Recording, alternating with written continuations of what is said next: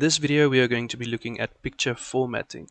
So I first want to insert a picture. I've got my cursor over here in the beginning of this paragraph. I'm going to go to insert and then pictures, and I'm going to insert a picture from this device.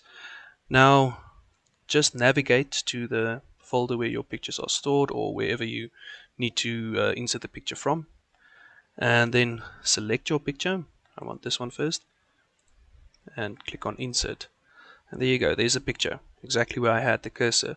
Now, first thing I want to look at for the formatting is the layout options. You can choose it from here while you have the picture selected, or under picture format, you can go to text wrapping over here. If you do not have the picture selected, then the picture format tab goes away.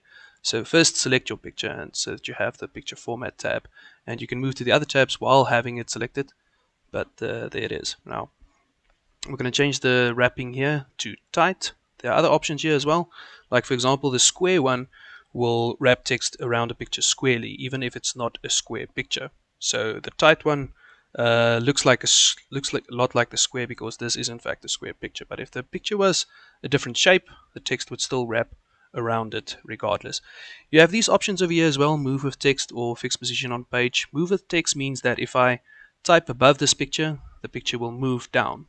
But if I choose fixed position on page, then it will remain in the same place even if something else changes above it. So it won't move down.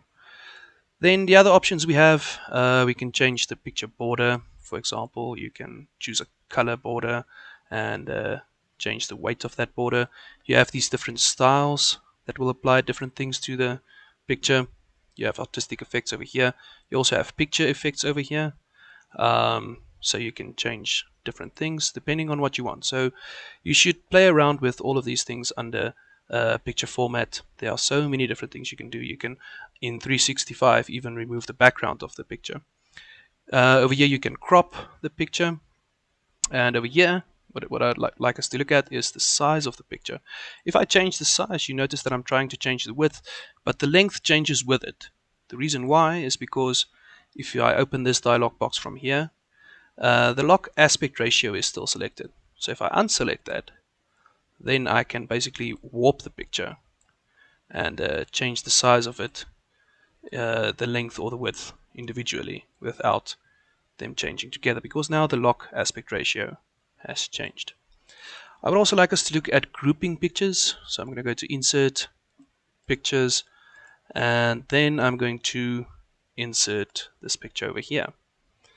Now, because the default size of this picture is a bit big, it pops up like that, and it's not exactly where we want it. It's not where we had the cursor even, but Word adjusted it according to its default size. So I'm just going to change the text wrapping here quickly to tight as well. Also save fixed position on page.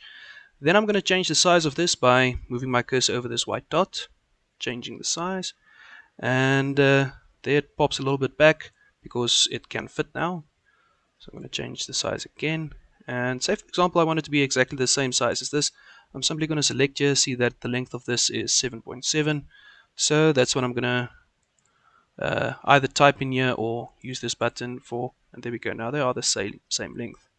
If you want to group pictures, I like to use the selection pane.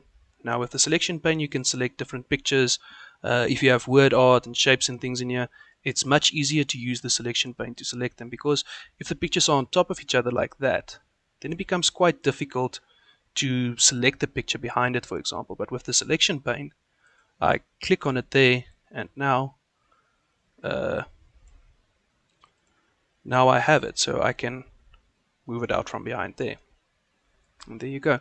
So I'm going to choose the one picture in the selection pane, use the control key, select the other one, and then under group I'm going to group them together. Now you can change the size of the entire group, and relative to each other these pictures will stay in the same position. You can also ungroup them or work on them individually just by selecting the pictures here from the selection pane, but you can also ungroup them again and they will be individual pictures again. If you have them selected together, they will also still move together like you can see there. But now say for example I have this picture behind the other one, but I want the other one to be in front, then either use send backward or bring forward, and then that will do that. And that's it.